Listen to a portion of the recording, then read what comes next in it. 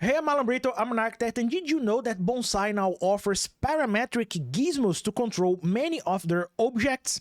Let me show you how they work in this tutorial. There is a small secret, something that you need to do to enable those controls.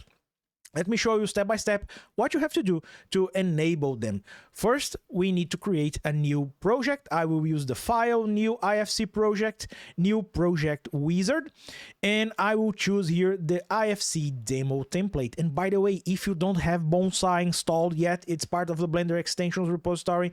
It's free and open source. Go to the file, edit, preferences, get extensions, and type Bonsai here, and hit the install button to get Bonsai.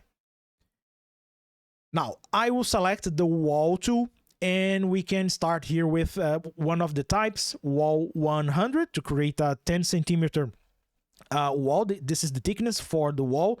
And by the way, to create the wall, remember, Bonsai will hijack the Shift A key from Blender whenever you have Bonsai installed. So press Shift A and start your wall here. Let's create a wall with 10 meters. Press enter and it will create the wall. Enter again to confirm. And by the way, those parametric controls, you can't use them with a wall, but they will work with something like a window. You can see here that Bonsai offers a window tool. Just select the type. You just have one in the demo project, and we can start from here. Again, with the window tool selected, press Shift A, and I will create this wall here, or this window, exactly at the middle of this wall. Click there, and Bonsai will create the window for me. Press Ask to cancel any other edits, and we are ready to start using the parametric controls. How to enable them? Use the Explore tool to keep your window selected, and to enable those controls, we have to open this tab here called Geometry and Materials. And if you scroll down, you will see that we have one field here called Parametric Geometry. Expand this field, and if you see the type, the object type listed here, it means you can use the parametric controls. Expand the window. But Bonsai is telling me here that we don't have any window selected, or no window found. No problem. Click on this plus icon here, and you will turn this window into a parametric window.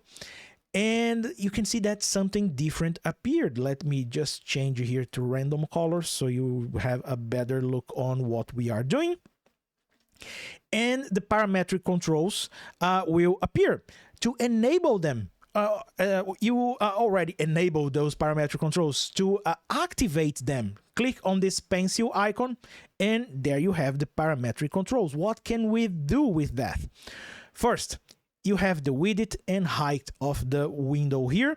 If you click on the width, you can just type a new width. Let's say I want 1.5 meters. Press enter, and Bonsai will resize the window. But hey, it didn't cut the wall. No problem. Click on this check mark here, and Bonsai will update your wall for you. Let's go back. If you want, you can edit here the height. Click on the height number, 1.1 meters. Enter. Hit the check mark. Bonsai will update the wall. But wait, there is more.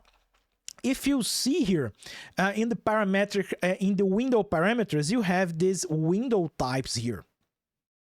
Lots of them.